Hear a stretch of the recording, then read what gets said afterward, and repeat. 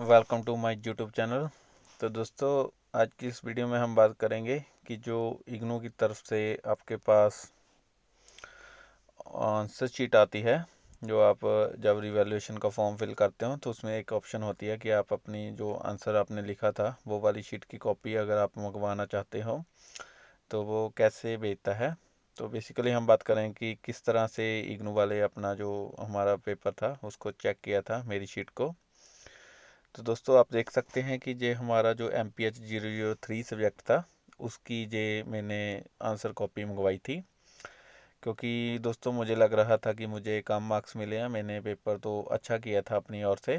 तो दोस्तों, जैसे कि आपको पता है कि ये जो हमारा पेपर है ये हमारा टोटल 25 मार्क्स का होता है। तो जिसमें हमने पासिंग मार्क्स कितना स्कोर करना होता है, 10 मार्क्स स्कोर करने होते हैं। तो मेरे को जो मार्क्स मिले थे वो कितने मिले थे, मुझे 16 मार्क्स दिए गए थे 25 में से।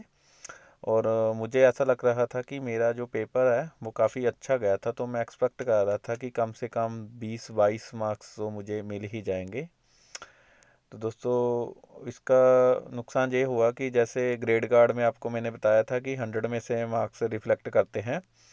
तो अगर मेरे 25 में से सिर्फ 16 मार्क्स थे तो 100 में से तो मेरे 64 मार्क्स ही ग्रेड पर शो हो रहे थे ग्रेड कार्ड पर। और अगर मेरे मार्क्स 20 या 21-2 तक आ जाते 25 में से, तो 100 में से वो देख सकते थे कि आप अगर मेरे 20 मार्क्स भी होते तो 80 मार्क्स मुझे मिल जाते 100 में से। तो मैंने अच्छा किया था लेकिन मुझे मार्क्स कम मिले। तो अभी हम देखते हैं कि क्या था वो पेपर, या मुझे मार्क्स कहाँ कहाँ गए। दोस्तों, ये हमारा जो पेपर था ये 25/6/2024 को हुआ था, 25 जून 2024 को। तो जून 2024 वाला जो क्वेश्चन पेपर था उसके आंसर मैंने किए थे। तो अगर आप फर्स्ट स्क्रीन पर देख सकते हैं, ये मैंने कुछ अंकड़े हैं जो हाइड कर दिए हैं, अपना पर्सनल रिकॉर्ड और कुछ रिकॉर्ड जो एग्ज़ाम सेंटर है उससे रिलेटेड था वो हाइड किया गया है। दोस्तों, इसमें एक इम्पोर्टेंट बात ये है कि जो नीचे लिखा है ना, signature of evaluator, name of evaluator, evaluator code, दोस्तों ये ऑलरेडी हमारे पास हाइड करा आता है। तो जैसे ही मुझे आंसर कॉपी अपना जो हमारी ईमेल आईडी थी मेरी वहाँ पर मुझे मिला, तो ये हाइड किया हुआ था कि ये पेपर किसने चेक किया। तो सीक्रेसी बढ़ाए रखने के लिए इग्नू इसे हाइड कर देता है कि आपका पेपर किसने चेक किया, ताकि आपको कभी पता ना चल पड़े।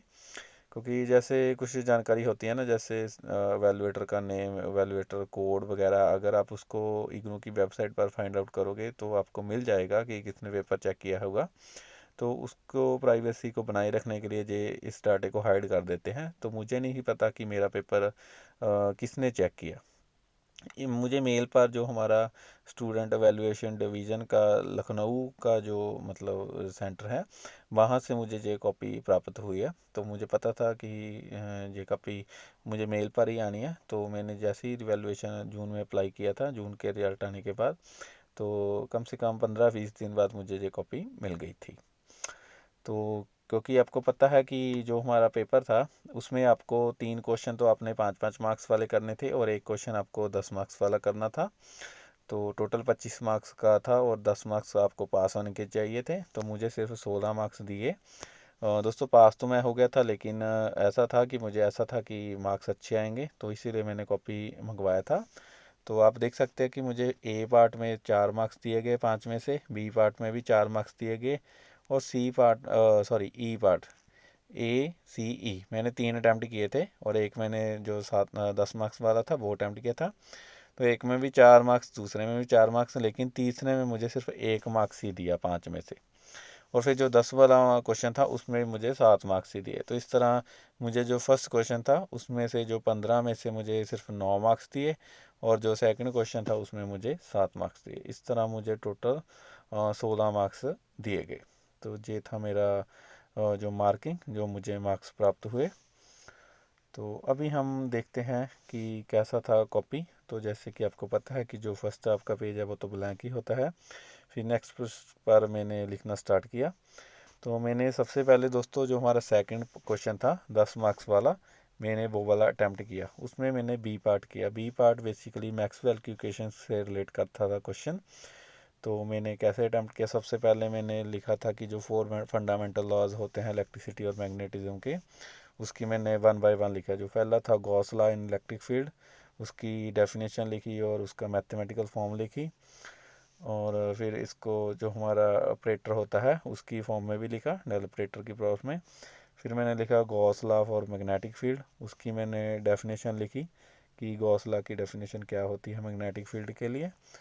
और फिर मैंने जो तीसरा था Faraday's law of electromagnetic induction, उसको मैंने फुली एक्सप्लेन किया, लिखा। और फिर मैंने एम्पियर्स जो सर्किट लॉ होता है उसको मैंने डिटेल में लिखा। तो फर्स्ट जो मैंने फर्स्ट में तो ये लिखना था, और फिर मैंने इन सभी जो लॉज थे उनको एक टेबुलर फॉर्म में भी लिख दिया ताकि आसानी से ये कवर अप हो जाए चारों लॉ एक साथ। और फिर उसने मुझे पूछा था कि इस लॉज को हम फंडामेंटल लॉज क्यों बोलते हैं, तो मैंने इसमें भी एक्सप्लेन कर दिया था क्योंकि ये फिजिक्स के या साइंस में और जो लॉज होते हैं वो इन्हीं के बेसिस पर होते हैं। ये लॉ बेसिक लॉज हैं क्योंकि इन्हीं के हिसाब से जो दूसरे अन्य लॉज हैं वो बनते हैं, तो इसलिए इनको फंडामेंटल लॉज बोला जाता है। फिर उसने पूछा था कि इन लॉज में क्या क्या सिमेट्रीज रहने वाली है, मतलब क्या क्या सिमिलरिटीज होती हैं इन लॉज में। तो मैंने उसको अच्छे से एक्सप्लेन कर दिया था कि कौन कौन से कंपोनेंट है जो इसमें सेम लाते रहते हैं चारों लॉज में। फिर एक था कि इसमें असिमेट्री क्या होती है, असिमेट्री के बारे में मैंने एक्सप्लेन कर दिया था कि कौन सी असिमेट्री है, इसमें कौन सा कंपोनेंट किसी में मिस होता है, वो एक्सप्लेन किया।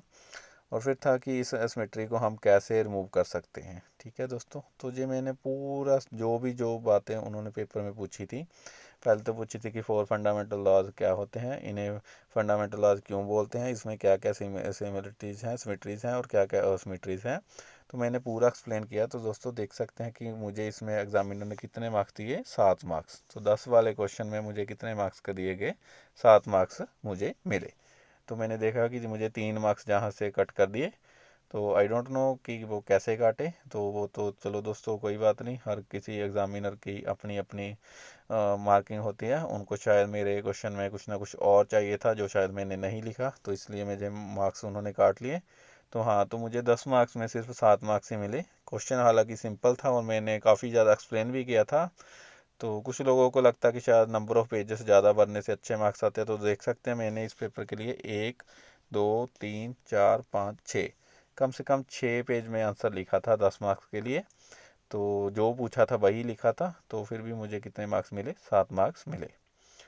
तो मॉडरेटली मैं सेटिस्फाई हूँ, लेकिन मैं एक्सपेक्ट करता था कि शायद मुझे इसमें 8-9 मार्क्स मिल सकते थे क्योंकि मैंने वही सभी बातें लिखी जो मुझे एग्जामिनर में पूछी थी। तो चलो कोई ये बात नहीं बड़ी दोस्तों, जो भी हुआ ठीक हुआ। तो फिर मैंने जो क्वेश्चन 1 था जिसमें हमने 5-5 मार्क्स वाले 3 क्वेश्चन करने थे 5 में से, वो अटैम्प्ट किए। तो सबसे पहले मैंने फर्स्ट का सी पार्ट अटैम्प्ट किया। सी पार्ट में उन्होंने क्या पूछा था, पोलर और नॉन पोलर डाइलेक्ट्रिक्स के बारे में पूछा था कि पोलर और नॉन पोलर डाइलेक्ट्रिक्स क्या होते हैं। और फिर इसमें इसमें एक जो हमारी पोलराइजेशन वेक्टर थी पी की, उसकी हमने वैल्यू फाइंड आउट करनी थी, एक न्यूमेरिकल पोर्शन था। तो दोस्तों मैंने सबसे पहले तो इसमें पूरी डिटेल में थ्योरी लिखी कि क्या क्या होते हैं पोलर नॉन पोलर जो हमारे डायलैक्ट्रिक्स होते हैं। फिर जो न्यूमेरिकल पूछा गया था मैंने उसको सिंप्लीफाई किया। तो इस तरह मुझे दोस्तों 5 में से 4 मार्क्स मिल गए। तो मुझे लगा कि शायद ठीक है, इसमें तो 5 में से 4, इससे बंदा आगे क्या भी देख सकता है ना। तो 4 मार्क्स मुझे इसमें से 5 में से मिल गए थे।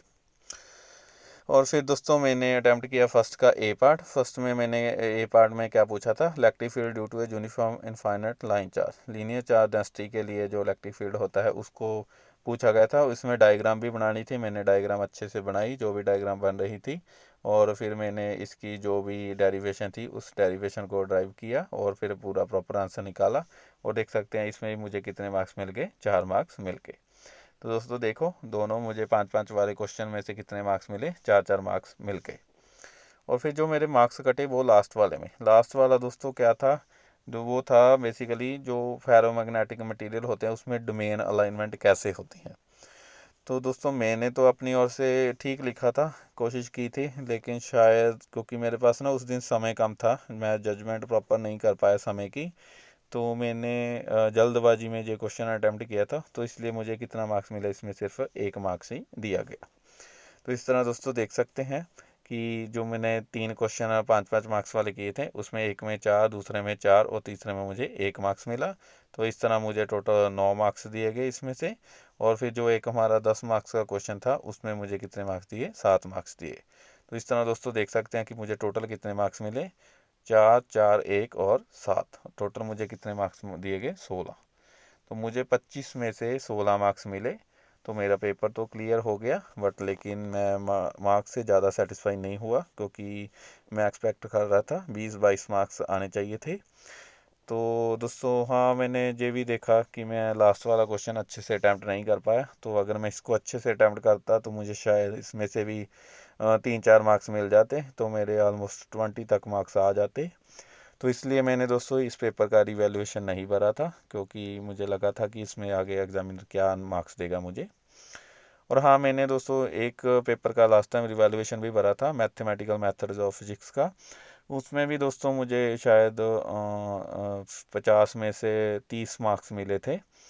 तो मुझे लग रहा था कि उसमें मुझे ज़्यादा मिल सकते थे, तो मैंने उसका रिवैल्यूएशन भरा था। और रिवैल्यूएशन का जो रिजल्ट आया था, उसमें मुझे मार्क्स इंक्रीज़ हो गए थे, तो मेरे मार्क्स बढ़ गए थे थोड़े से। ठीक है दोस्तों, तो मुझे सेटिस्फेक्शन हुई उसकी रिवैल्यूएशन भरने से कि हाँ, मैंने रिवैल्यूएशन भरी और मेरे मार्क्स इंक्रीज हो गए थे। तो वो भी मैं आपको जल्दी वीडियो में शो करूँगा कि जो रिवैल्यूएशन से पहले मेरे मार्क्स थे वो क्या थे, और रिवैल्यूएशन के बाद मेरा रिजल्ट कैसे रहा। और दोस्तों ये हमारी सेकेंड कॉपी थी। मैंने देखो सिर्फ चंद पेज ही भरे, इसमें कोई ज़्यादा मैंने ऐसे पेपर पेज भरने को प्रेफरेंस नहीं दी। देख सकते हैं मेरा जो फाइनल पेपर का सीरियल नंबर है पेज का, जिस पर मैंने अटैम्प्ट किया है, वो हमारा जा रहा है 13 तक मेरा जो गया, उसमें से फर्स्ट और सेकंड तो होता ही नहीं है। तो टोटल मैंने दोस्तों 11 पेज ही भरे। 11 पेज में ही मैंने 3 क्वेश्चन 5-5 मार्क्स वाले और एक क्वेश्चन 10 मार्क्स का कर दिया। और जो स्कैन कॉपी आई दोस्तों, इसमें जो मैंने रफ वर्क के लिए लास्ट पेज यूज़ किया था, कुछ चीज़ें टर्म्स रिवाइज करने के लिए, तो वो भी मेरा इसमें इन्होंने स्कैन कर कर भेजा है। तो इस तरह देख सकते हैं कि ऐसे आपके पास जो स्कैंड कॉपी या इग्नू की तरफ से आती है। तो मुझे 25 में से 16 मार्क्स उन्होंने दिए। MPH 003 जो हमारा इलेक्ट्रोमैग्नेटिक सब्जेक्ट का इलेक्ट्रोमैग्नेटिक थ्योरी का पेपर था, उसमें से। ठीक है दोस्तों, तो अगर दोस्तों मैंने अपने लास्ट वीडियोज़ में भी बताया था कि जैसे अभी आपके रिजल्ट आ रहे हैं, अगर आपको लग रहा है कि आपके मार्क्स अच्छे नहीं आ रहे, ठीक है, आपने पेपर अच्छा किया था लेकिन मार्क्स अच्छे नहीं आए, तो फिर आप रिवैल्यूएशन फॉर्म फिल करिए। मैंने डिटेल में रिवैल्यूएशन का जो प्रोसेस है वो आपके साथ शेयर किया है कि कैसे रिवैल्यूएशन होती है, और कैसे आप अपनी आंसर शीट जैसे मैंने जो मंगवाई है कैसे मंगवा सकते हैं। और दोस्तों एक बात और बता दूं, जब भी रिवैल्यूएशन होती है ना, तो जो हमें पहले मार्क्स दिए गए, जैसे मैंने आपको शो किया ना कि मुझे जो हमारा 10 मार्क्स का क्वेश्चन था उसमें 7 मार्क्स दिए और 5-5 वालों में 4-4 1 मार्क्स दिया। तो जब भी दूसरे एग्जामिनर के पास आप रिवैल्यूएशन के लिए फिल करोगे, दूसरे एग्जामिनेशन पर के पास कॉपी चेक होने के लिए जाएगा, तो उसमें क्या होगा कि आपके जो मार्क्स आपको पहले मिले हैं वो उसको हाइड कर दिया जाएगा। ठीक है दोस्तों, तो ये नहीं पता मुझे कैसे करते हैं, मे बी कोई वाइटनर वगैरह यूज़ करते होंगे। तो जो पहले वाले एग्जामिनर ने जिस क्वेश्चन में आपको जितने जितने भी मार्क्स दिए, जो भी उसने रिमार्क्स वगैरह कुछ भी दिया होगा, वो प्रॉपर हाइड कर दिया जाएगा। आपका जो आंसर है वो दूसरे एग्जामिनर के पास चेक होने के लिए जाएगा। जो पहले वाले ने आपको मार्क्स दिए हैं वो हाइड हो जाएंगे। तो पहले वाले एग्जामिनर को नहीं पता चलेगा कि आपके कितने कितने स्कोर आए हैं। तो दूसरे वाला फिर अपने हिसाब से उसको मार्किंग करेगा। तो उसमें उसके माइंड में ये नहीं रहेगा कि पहले वाले में 10 में से कितने मार्क्स दिए थे। तो अगर जैसे मैं इसी क्वेश्चन की बात करूं, 10 में से मुझे 7 मार्क्स मिले, तो मैं अगर इवैल्यूएशन भरता, दूसरे के पास कॉपी जाती, तो दूसरे को नहीं पता होना था कि पहले वाले ने इसको 7 मार्क्स दिए हैं। तो दूसरे वाला मुझे 8 मार्क्स भी दे सकता था और 6 मार्क्स भी दे सकता था। एक तो ये बात। और दूसरी बात दोस्तों, जब भी रिवैल्यूएशन का रिजल्ट आता है, तो जो मार्क्स आपके बड़े हुए होंगे दोनों में से, अगर जैसे मैंने फर्स्ट में आपको दिखाया कि मेरे 16 मार्क्स थे, और अगर मैं रिवैल्यूएशन कराता तो अगर मेरे मार्क्स कम रह जाते, सपोज 10 रह जाते, तो मुझे यही रिजल्ट मेरा काउंट होता। जो मैक्सिमम है दोनों में से, जो मैक्सिमम अवार्ड है वो आपका काउंट होगा। अगर मेरे मार्क्स बढ़ जाते तो मेरे बढ़े हुए मार्क्स मेरे ग्रेड कार्ड में अपडेट हो जाते। अगर मेरे मार्क्स रिवैल्यूएशन के बाद और कम हो जाते, तो जो ये पहले मेरे अपडेट हुए हैं यही मार्क्स मेरे रह जाते। तो दोस्तों ये था इग्नू की तरफ से जो भी मुझे कॉपी प्राप्त हुई, और मैंने एक ऐसे आंसर लिखे उसमें, तो मुझे लगा कि मैं समय का इसमें सही उपयोग नहीं कर पाया, जिसलिए मेरा लास्ट क्वेश्चन अच्छा नहीं गया और मुझे सिर्फ 16 मार्क्स मिले 25 में से। तो वीडियो में जुड़ने के लिए धन्यवाद दोस्तों। आने वाले दिनों में मैं और भी इग्नू MSc फिजिक्स से रिलेटेड जो सभी तरह की इन्फॉर्मेशन है वो आपके साथ शेयर करता रहूँगा। धन्यवाद।